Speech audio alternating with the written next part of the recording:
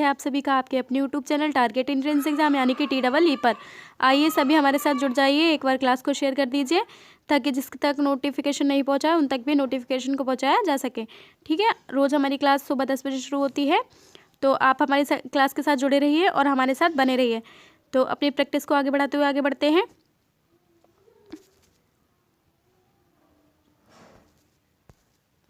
तो आज का हमारा जो पहला क्वेश्चन हो जाएगा, आज का हमारा पहला क्वेश्चन है क्वेश्चन नंबर 24 में हमसे पूछा गया है भारतवर्ष का प्रथम हाइडल पावर प्रोजेक्ट कौन सा है। ऑप्शन ए हो जाएगा तमिलनाडु स्थित पुडुचेरी, बी हो जाएगा हमारा आंध्र प्रदेश स्थित निजामनगर, सी हो जाएगा हमारा कर्नाटक स्थित शिवसमुद्रम और डी हो जाएगा हमारा केरल स्थित पैलीवासल। ठीक है, तो कौन सा हो जाएगा हमारा जो भारतवर्ष का जो पहला हाइडल पावर प्रोजेक्ट है, तो कौन सा हो जाएगा। ऑप्शन जो है हमारा सी बिल्कुल करेक्ट हो जाएगा। कौन सा हो जाएगा, कर्नाटक स्थित शिवसमुद्रम। ठीक है, कर्नाटक में स्थित है शिवसमुद्रम, वही हमारा क्या है, पावर प्रोजेक्ट है, भारत का प्रथम पावर प्रोजेक्ट है। ठीक है, ऑप्शन सी बिल्कुल करेक्ट हो जाएगा। चलिए अगले क्वेश्चन की तरफ बढ़ते हैं। क्वेश्चन नंबर 25 है। 25 में हमसे पूछा गया है इलेक्ट्रॉनिक प्रिंटर में जिस प्रौद्योगिकी का प्रयोग किया जाता है वह क्या कहलाती है। ऑप्शन ए हो जाएगा हमारा माइक्रो टेक्नोलॉजी, बी हो जाएगा हमारा माइक्रो एनकैप्सुलेशन, सी हो जाएगा हमारा माइक्रो एरे और डी हो जाएगा हमारा माइक्रो मिलीमीट्रिक। ठीक है, तो कौन सा ऑप्शन हमारा सही हो जाएगा। ऑप्शन हमारा सी बिल्कुल करेक्ट हो जाएगा। क्या कहलाता है हमारा, माइक्रो एरे। क्या कहलाता है, माइक्रो एरे। जो इलेक्ट्रॉनिक प्रिंटर होता है उसको किस प्रौद्योगिकी द्वारा चलाया जाता है या फिर किस प्रौद्योगिकी द्वारा प्रयोग किया जाता है, तो क्या हो जाएगा हमारा माइक्रो एरे। ठीक है, ऑप्शन सी हमारा बिल्कुल करेक्ट हो जाएगा। चलिए अगले क्वेश्चन की तरफ बढ़ते हैं। क्वेश्चन नंबर 26 है हमारा। 26 में हमसे पूछा गया है गांधी जी भारत में अपनी राजनीतिक गतिविधियों का प्रारंभ कहाँ से किया था। गांधी जी जो है उन्होंने अपनी राजनीतिक गतिविधियों का प्रारंभ जो है वो कहाँ से किया था। ऑप्शन ए हो जाएगा हमारा खेड़ा से, बी हो जाएगा हमारा चंपारण से, सी हो जाएगा हमारा दांडी से और डी हो जाएगा हमारा साबरमती से। तो ऑप्शन क्या हो जाएगा हमारा, बी बिल्कुल करेक्ट हो जाएगा। कहाँ से किया था, चंपारण से। ठीक है, कहाँ से किया था, चंपारण से। तो जो महात्मा गांधी थे उन्होंने जो राजनीतिक गतिविधियों का प्रारंभ किया था वो कहाँ से किया था, चंपारण से। ठीक है, और चंपारण आंदोलन जो स्टार्ट हुआ था वो कब हुआ था, 1917 में। ठीक है, कब हुआ था इन चंपारण आंदोलन, 1917 में। तभी से क्या किया था इन्होंने, राजनीतिक गतिविधियों को शुरू किया था। ठीक है, ऑप्शन बी बिल्कुल करेक्ट हो जाएगा। चलिए अगले क्वेश्चन की तरफ बढ़ते हैं। क्वेश्चन नंबर 27 है हमारा। 27 में हमसे पूछा गया है अत्यधिक वर्षा के कारण भूमध्य सागरीय क्षेत्र पहचाना जाता है। चलिए ऑप्शन देख लेते हैं। जैसे हमसे पूछा गया ज़्यादा वर्षा के कारण जो है भूमध्य सागर वो कैसा पहचाना जाता है। ऑप्शन ए हो जाएगा हमारा बसंत ऋतु में, बी हो जाएगा हमारा शीतकाल में, सी हो जाएगा हमारा पतझड़ में, डी हो जाएगा हमारा ग्रीष्मकाल में। तो क्या हो जाएगा हमारा जो ऑप्शन है वो बिल्कुल करेक्ट हो जाएगा। क्या है, भूमध्य जो क्षेत्र है, भूमध्य सागरीय जो क्षेत्र है वो क्या है, वहाँ पर क्या है सबसे ज़्यादा वर्षा किस टाइम पीरियड में होती है। तो क्या हो जाएगा हमारा, बी बिल्कुल करेक्ट हो जाएगा। कब होती है, शीतकाल में। ठीक है, कब होती है, शीतकाल में। जो भूमध्य सागरीय क्षेत्र हैं उनमें जो वर्षा होती है वो सबसे ज़्यादा कब होती है, शीतकाल में होती है। और यहाँ पर जो है क्या होता है, सबसे ज़्यादा रसीले और खट्टे फलों का उत्पादन होता है। ठीक है, इसी कारण सबसे ज़्यादा वर्षा कहाँ पे होती है, शीतकाल में होती है, भूमध्य सागर में शीतकाल के टाइम होती है। ठीक है, अगला क्वेश्चन है हमारा क्वेश्चन नंबर 28 में हमसे पूछा गया है जीनोबायोटिक्स जो सूक्ष्म जीवीय आक्रमणों के प्रति आनुवंशिक रूप से प्रतिरोधी है वे कहलाते हैं। ठीक है, हमसे पूछा गया है जीनोबायोटिक्स जो सूक्ष्म जीव हैं वो क्या कहलाते हैं। तो ऑप्शन ए हो जाएगा हमारा परसिस्टेंस, बी हो जाएगा हमारा रिकैलित्रांत। ठीक है, और सी हो जाएगा हमारा बायोडिग्रेडेबल और डी हो जाएगा हमारा ये सभी। तो क्या हो जाएगा हमारा जो ऑप्शन है वो बिल्कुल करेक्ट हो जाएगा। क्या क्या कहलाते हैं हमारे जो सूक्ष्म जीव होते हैं वो क्या कहलाते हैं, रिकैल्सित्रांत। ठीक है, क्या कहलाते हैं, रिकैल्सित्रांत। तो बी हमारा ऑप्शन बिल्कुल करेक्ट हो जाएगा। चलिए अगले क्वेश्चन की तरफ बढ़ते हैं। क्वेश्चन नंबर 29 है हमारा। 29 में हमसे पूछा गया है हीलियम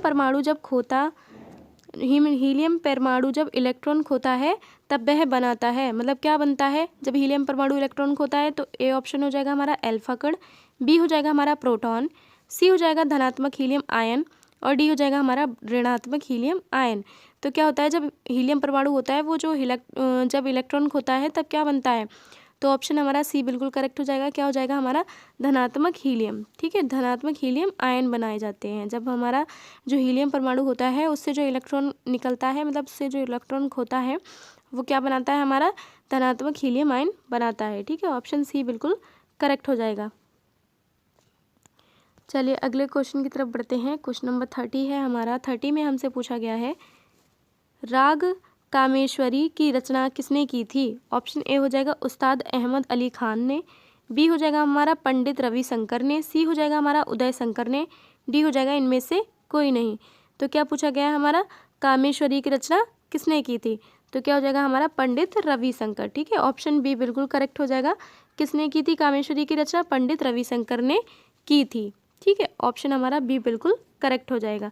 चलिए अगले क्वेश्चन की तरफ बढ़ते हैं। क्वेश्चन नंबर 31 है हमारा।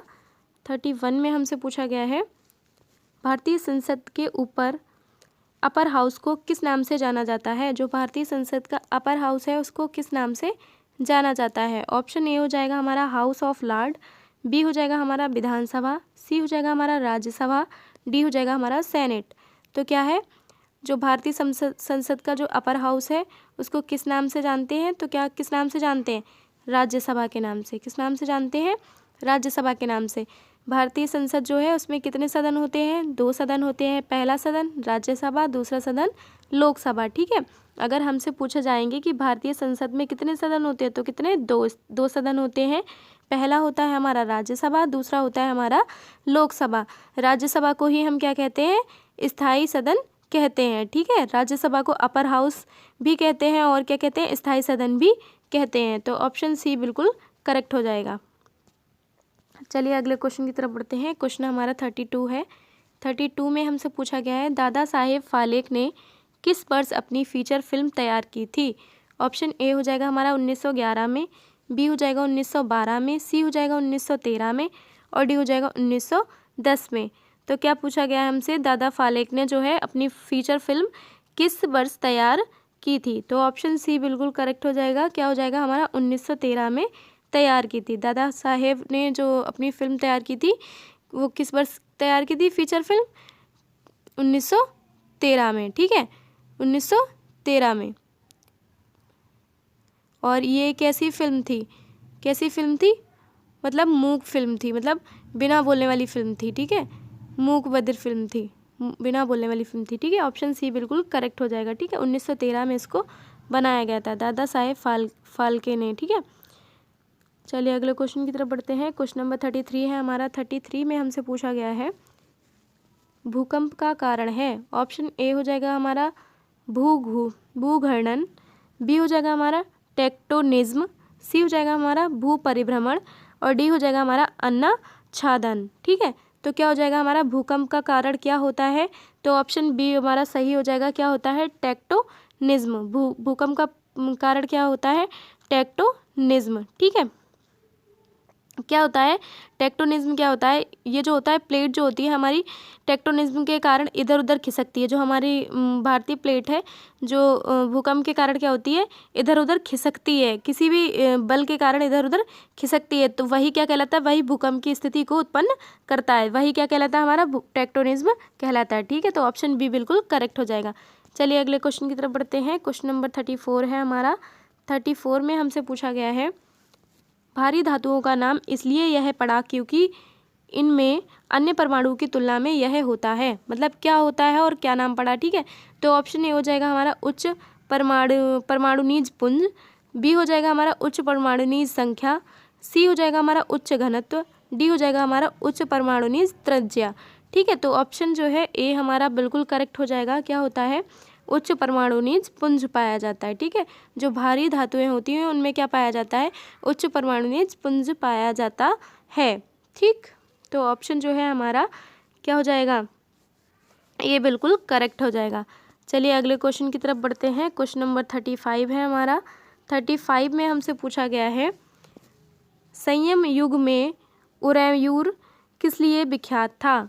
ऑप्शन क्या हो जाएगा? संगम युग में उरैयूर किस लिए विख्यात था? ऑप्शन ए हो जाएगा हमारा मसालों के व्यापार के महत्वपूर्ण केंद्र था, ठीक है। ऑप्शन बी हो जाएगा हमारा कपास के व्यापार का महत्वपूर्ण केंद्र था। सी हो जाएगा हमारा विदेशी व्यापार का महत्वपूर्ण व्यापारिक केंद्र था, जो क्या हो जाएगा विदेशी व्यापार का क्या था, महत्वपूर्ण केंद्र था। और डी हो जाएगा हमारा आंतरिक व्यापार का महत्वपूर्ण केंद्र था।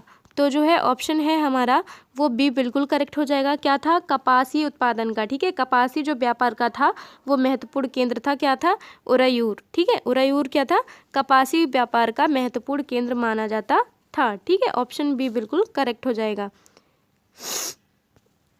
चलिए अगले क्वेश्चन की तरफ बढ़ते हैं। क्वेश्चन नंबर 36 है हमारा। 36 में हमसे पूछा गया उस स्रोत का नाम बताइए जो प्राचीन भारत के व्यापारिक मार्गों पर मौन है, ठीक है। ऑप्शन ए हो जाएगा संगम साहित्य, बी हो जाएगा हमारा,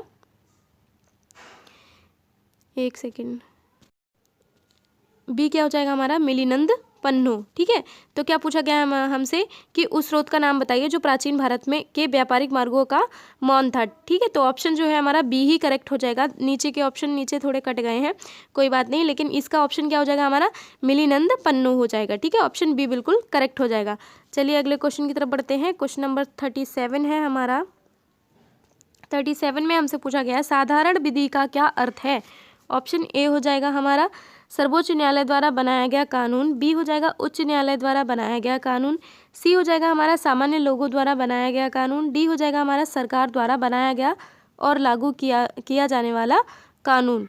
तो क्या हो जाएगा हमारा, डी ही बिल्कुल करेक्ट हो जाएगा। क्या हो जाएगा, साधारण विधि क्या होती है, वो विधि होती है जिसमें क्या होता है, सरकार द्वारा कानून बनाया जाता है, क्या होता है, सरकार द्वारा कानून बनाया जाता है और लागू किया जाता है, ठीक है। उसी को क्या कहते हैं, हमारा साधारण विधि कहते हैं। तो ठीक है, ऑप्शन हमारा डी बिल्कुल करेक्ट हो जाएगा। क्या हो जाएगा, सरकार द्वारा बनाया गया और लागू किया गया कानून, ठीक है। ऑप्शन डी बिल्कुल करेक्ट हो जाएगा। चलिए अगले क्वेश्चन की तरफ बढ़ते हैं। क्वेश्चन नंबर 38 है हमारा।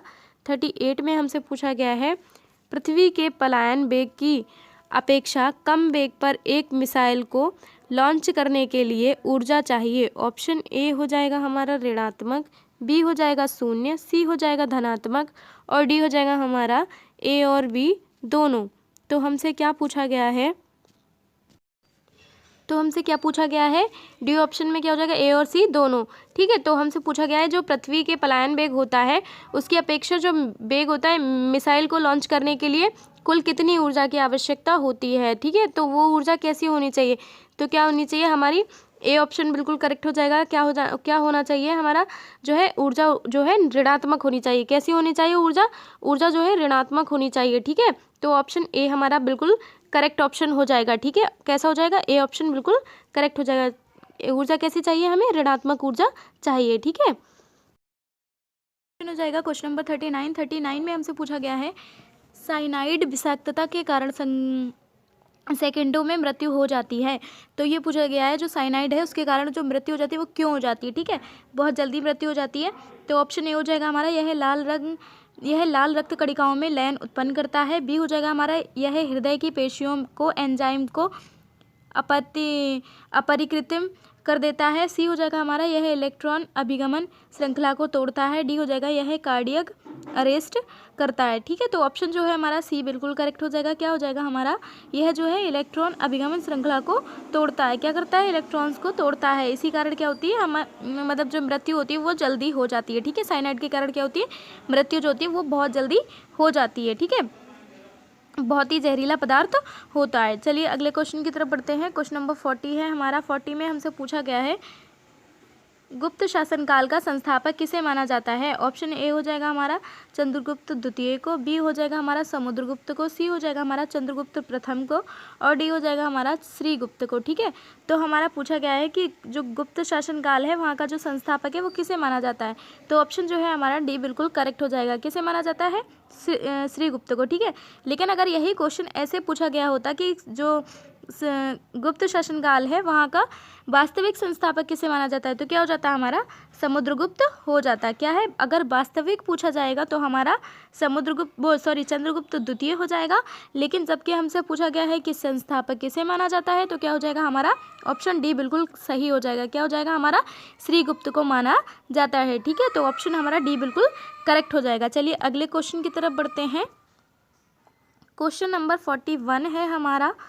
41 में हमसे पूछा गया है सूक्ष्म जीवीय किस्म के संवर्धन का संग्रहण केंद्र कहाँ स्थित है? ऑप्शन ए हो जाएगा हमारा नई दिल्ली, बी हो जाएगा हैदराबाद, सी हो जाएगा चंडीगढ़, डी हो जाएगा बेंगलुरु। ठीक है, तो क्या हो जाएगा हमारा जो सूक्ष्म जीवीय है उनका जो संवर्धन का संग्रहण है वो कहाँ पर किया जाता है, उनका जो संग्रहण है वो कहाँ पर किया जाता है? तो ऑप्शन जो है हमारा सी बिल्कुल करेक्ट हो जाएगा। कहाँ पर किया जाता है?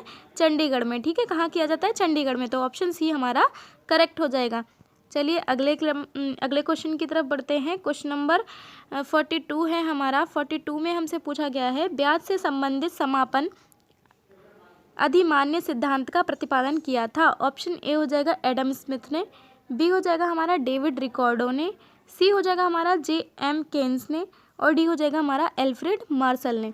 तो क्या हो जाएगा हमारा, क्या पूछा गया है हमसे कि जो ब्याज से संबंधित समापन अधिगम सिद्धांत है, अभिमान्य सिद्धांत है, उसका जो प्रतिपादन है वो किसने किया था? ठीक है, तो ऑप्शन जो है हमारा सी बिल्कुल करेक्ट हो जाएगा। किसने किया था? जे.एम. केन्स ने। किसने किया था? जे.एम. केन्स ने। ठीक है, कहीं कहीं पर इसको कीन्स भी लिखा मिलता है। ठीक है, जे.एम. केन्स भी हो सकता है, जे.एम. कीन्स भी हो सकता है। ठीक है, तो ऑप्शन हमारा सी बिल्कुल करेक्ट हो जाएगा। क्वेश्चन नंबर 43 है हमारा। 43 में हमसे पूछा गया है पारिस्थितिक अनुभ्रमण के कारण ग्रासलैंड में घास के स्थान पर वृक्ष नहीं लगाए जाते हैं। तो जो पारिस्थितिकी अनुग्रहण होता है वहाँ पर ग्रासलैंड में क्या होता है, घास के स्थान पर क्या लगाए, घास के स्थान पर क्या होते हैं, वृक्ष नहीं लगाए जाते हैं। तो ऑप्शन पढ़ते हैं। ए हो जाएगा हमारा सीमित जल तथा अग्नि का होना, बी हो जाएगा हमारा सीमित सूर्य प्रकाश तथा पोषकों की कमी के कारण, सी हो जाएगा हमारा कीट तथा कवक की उपस्थिति के कारण, डी हो जाएगा हमारा उपरोक्त में से कोई नहीं। तो ऑप्शन जो है हमारा ए बिल्कुल करेक्ट हो जाएगा। किस लिए नहीं लगाए जाते हैं? क्योंकि वहाँ पर क्या होता है, सीमित जल तथा अग्नि होती है। ठीक है, कहाँ क्या होता है, वहाँ सीमित जल तथा अग्नि होती है, इसीलिए क्या होते हैं, पौधे जो हैं वो क्या है, इसीलिए क्या करते हैं, पौधे नहीं लगाते हैं। अग्नि क्या होती है, अग्नि अगर पौधे होते हैं वहाँ पर आग लगने की संभावना क्या होती है, बढ़ जाती है, इसीलिए क्या करते हैं, ग्रासलैंड में जो है वृक्ष नहीं लगाए जाते हैं। अगर पौधे होंगे वहाँ पर क्या होता है, सीमित जल होता है। ठीक है, तो फिर बुझाने में भी दिक्कत होगी, तो क्या हो जाएगा, इसीलिए ग्रासलैंड में क्या होता है, पौधे नहीं लगाए जाते हैं, आई मीन वृक्ष नहीं लगाए जाते हैं। तो चलिए अगले क्वेश्चन की तरफ बढ़ते हैं। क्वेश्चन नंबर 44 है हमारा। 44 में हमसे पूछा गया है जब एक जीन युग्म अन्य इकाई के प्रभाव को छिपाता है तो वह घटना कहलाती है।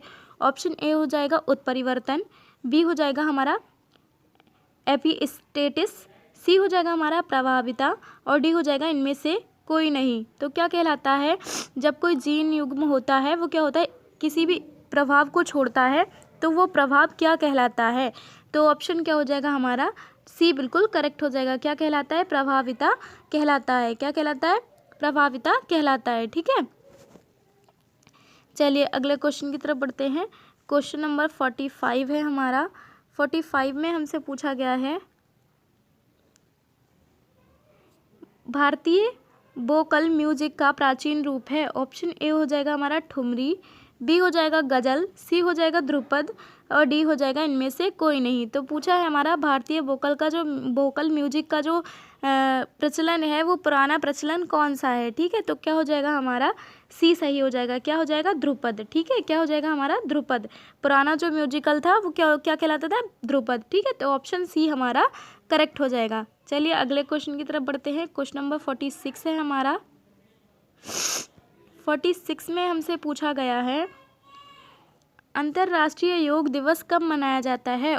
ये हमने डेज वाली क्लासेस में सारे डेज कवर कर लिए थे। जो भी अभी तक की क्लासेस में हम कर रहे हैं क्वेश्चंस, उसमें जो भी डेज के क्वेश्चंस पूछे जा रहे हैं हमसे, वो आपने देखा होगा उन दोनों क्लासों में हमने कवर कर लिए हैं, यानी कि उन दोनों क्लासों से ही आ रहे हैं। तो आप इससे ये अनुमान लगा सकते हैं कि अगर आपने वो दोनों क्लासेस अच्छे से देख ली हैं, बार बार रिकॉल करते रहे हैं, तो क्या होगा, आपके डेज के क्वेश्चन गलत होने की संभावनाएं बहुत कम रहेंगी, चांसेस नहीं रहेंगे। ठीक है, तो उसमें ज़्यादातर हमने सारे ही डेज, इंपॉर्टेंट डेज को कवर कर लिया है, इसलिए आप लोग उन क्लासेस को ज़रूर देख लीजिए। तो चलिए हम देखते हैं क्या है, योग दिवस कब मनाया जाता है। ऑप्शन ए है हमारा 21 मई, बी है हमारा 21 जुलाई, सी है 25 अप्रैल और डी हो जाएगा हमारा 21 जून। तो क्या हो जाएगा हमारा अंतर्राष्ट्रीय जो योग दिवस होता है वो कब मनाया जाता है? 21 जून को मनाया जाता है। कब मनाया जाता है? 21 जून को मनाया जाता है। ठीक है, तो ऑप्शन हमारा डी बिल्कुल करेक्ट हो जाएगा। और ये इसका आयोजन किसके द्वारा किया जाता है? संयुक्त राष्ट्र महासंघ के द्वारा। किसके द्वारा? संयुक्त राष्ट्र महासंघ के द्वारा घोषित किया गया था ये। ठीक है, तो ऑप्शन जो है डी हमारा बिल्कुल करेक्ट हो जाएगा। जिसने भी वो डेज वाली क्लासेस नहीं देखी हैं वो क्लासेस ज़रूर देख लीजिएगा, वो बहुत बेनिफिशियल है आप लोगों के लिए, बहुत ज़्यादा हेल्पफुल रहेंगी। चलिए अगले क्वेश्चन की तरफ बढ़ते हैं। Question number